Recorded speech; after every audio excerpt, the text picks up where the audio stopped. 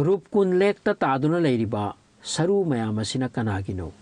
Lake amada natraga pukri amagi mayada pukri dugi mayaida migi saru palang chahum muk hena taduna leiba haibase angak po oibaga loinana kiningai oiba wani. Chauraba Lake ase kaida sunate Uttarakhand mingna Roopkund kawi English na mystery lake natraga skeleton lake haina su kawi. Roopkund Lake Himalaya chingsingi marakta chali leimai digi meter lising mangaga kun wang na leiba chinglak ta leiba pukri amani apakpa 40 meter ni pukri asigi aduga masigi akoibada meter lising ama dagi lising amaga chamnga pakna ahang mapamni awang anem naina leiba mapamni asumna hainai Roopkund gi nakta mi leite tade adubu chingka basing yamna pamna chatnai Roopkund ubada akibagi masak oi mafam sida thengna mamna chatkiba mi halakte su hainai tasengna thajaba yai pukri amada mi kayagi asiba hakchang pomtha pathaki dona saru ngakta oina taduna leiraba aduga mafam aduda thengna mamna chatluba khaibise ki thukpaga loinana soidana sigani Roopkund Lake ki wari Indian mystery singe manangta challi masida karamna asuk yamlaba migi saru sing leirambano haibasigi asengba ngasi su khangba ngamdri Roopkund Lake ki akoiba mafam yengbada yamna changkholi phajai chahi ki angamba sarukti baraf na kupsili December January dadi lake asigi ising baraf onkiba maramna saru sing asisu ubu phangde adubu yak launa sarba olang thadadi masigi ising ase yamna fajana langna ui amasung masida tariba migi saru sing sak ulai tafong na ubu phangi saru sing asi kana gino karamba matam dagi lairaklabano karam dauna mafam asida asuk yamba mi sing ase punna sikibano haibasigi matangda nainaba kanglupna kari hairi masigi saru polang mayam ase punna taduna lairamba thengnaruba 1942 dani Nanda Devi National Park ki forest ranger Hari Kishan Madhwal kauba nupa amana researcher sing hai saru sing ase 9th century ki mi singini ahan bada British authority na chatlaga yenglaga khan ki madudi Japanese army singna lot na operation ki damak lakpa tanjada punna thodok amadagi sikiboi gadra adubu natlamdre saru sing ase yamna lire Japanese sipai singi tinatte adu erabadi kana gino karamba matam gino pukri ase yamna lude mayai su only 3 meter mukta lui makha yona clear uba phangi saru polang singi nakta utek wate ki pot yot ki takok saun ki khongub su lei hairi 2003 da National Geographic team na saru polang kunthra muk check tauki maduda thengna ki saru khara dadi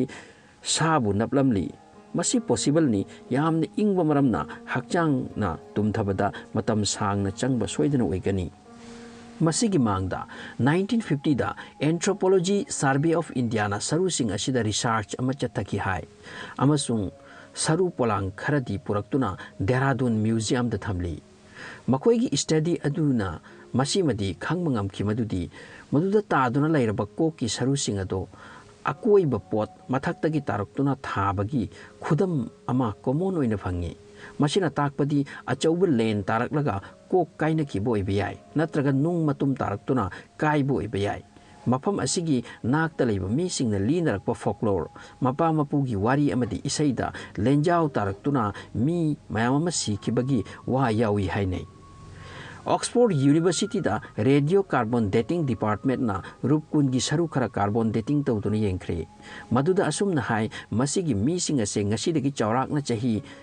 janipan yangkhai mukki mangini adubu yamna mak ngaklibadi mi singa se jati khetnai jati amattagi minate aduga matam amadata sikhibasu mandi kanglup ama South Asian ni mioi kharana South East Asia gini aduga kharana Eastern Mediterranean natraga Greece maikairong gini carbon dating adugi report na asumna suhai South Asian kanglup asina hanadagi taduna siduna leirakle masigi tungda sikibani South East Asian kanglup ase amadi Mediterranean kanglup ase masidagi henba makha taba wafam ngasi su khangde aduk wangba mafamduda asuk yamba saru punna taduna leiriba ase karamba mioi singino ngasi su phajana khangba ngamte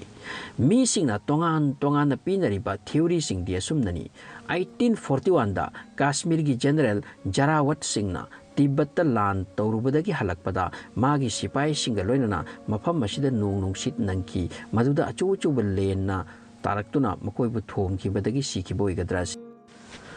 अदुबु मसिगी theory असिसु तुंगदा reliable ओइदे हाइख्रे मरमदी सरुसिंग अदो नुपातगी नत्ते नुपी अंगांगिसु याउरी असिनी अनिसुब थ्योरीना मफम सिगिनाक्ता लैबा मीसिंगना यामना थाजनै मदुदी मतम अमदा कनौस्ता निंगथौ अमा पालम्मे मिंगना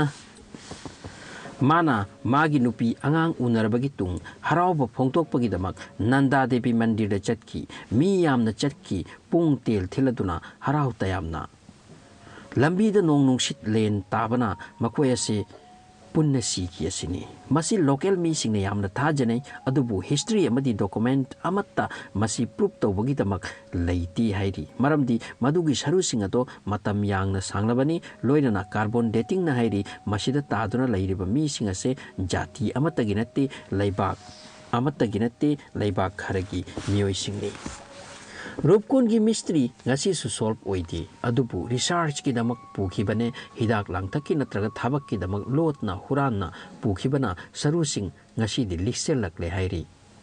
conservation चु थोइना लैतब जातनी